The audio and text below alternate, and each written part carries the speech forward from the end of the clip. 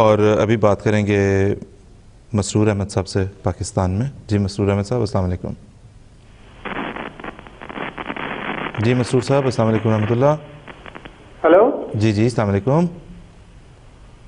Hello جی مسرور احمد صاحب اپنے ٹیلی vision کی آواز بند کر کے بات کریں اگر تو شاید. ہاں جی ٹیلی فون کی آواز بند ہے. میں اصل میں سوال میں کرنا چاہ رہا تھا توہین رسالت کے قانون کے اوپر، لیکن پروگرام تو بہت سا گزر گیا، ابھی تک یہ سامنے نہیں آیا کہ توہین رسالت کا قانون ہے کیا.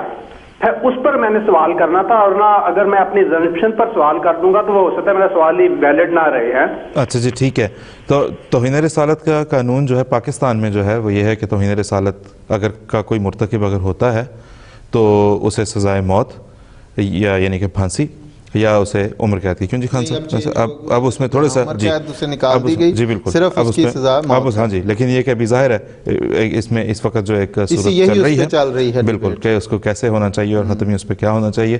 لیکن بات یہ ہے کہ کوئی شخص اگر حضرت اقدس محمد مصطفیٰ صلی اللہ علیہ وسلم کی شان میں گستاخی کا مرتکب ہوتا ہے تو اس کے ساتھ کیا سلوک ہونا چاہیے. اس میں پاکستان کا قانون مختلف ادوار میں جس طرح کہ ابھی بتا رہے تھے ہمیں عابد حسن منٹو صاحب، ضیاء الحق صاحب کے زمانے تک تو ایسا کوئی قانون تھا نہیں، لیکن یہ کہ اس کے بعد سے جو قانون بنا تو وہ ویریشنز اس کے اندر جو ہے وہ آتی رہی ہیں.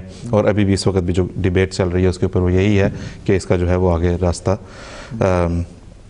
کیا ہونا چاہیے. اس کی وجہ بس یہ ہے کہ چونکہ اب تک جو پاکستان میں اس قانون کے تحت جو مقدمات درج ہوئے ہیں وہ دراصل اس کے متعلق ان کا خیال ہے کہ وہ ٹرائل پورا ہوتا نہیں ہے تو وہ لوگوں کو یا تو عوام مشکل ہو کے ہلاک کر دیتی ہے یا وہ جیل میں مارے جاتے ہیں. تو اس لیے یہ بھی ایک زیر بحث ہے کہ آخر کیا کیا جائے، اس کا کیا حل ہے. بالکل ایسا ہی. بہت شکریہ، جزاک اللہ.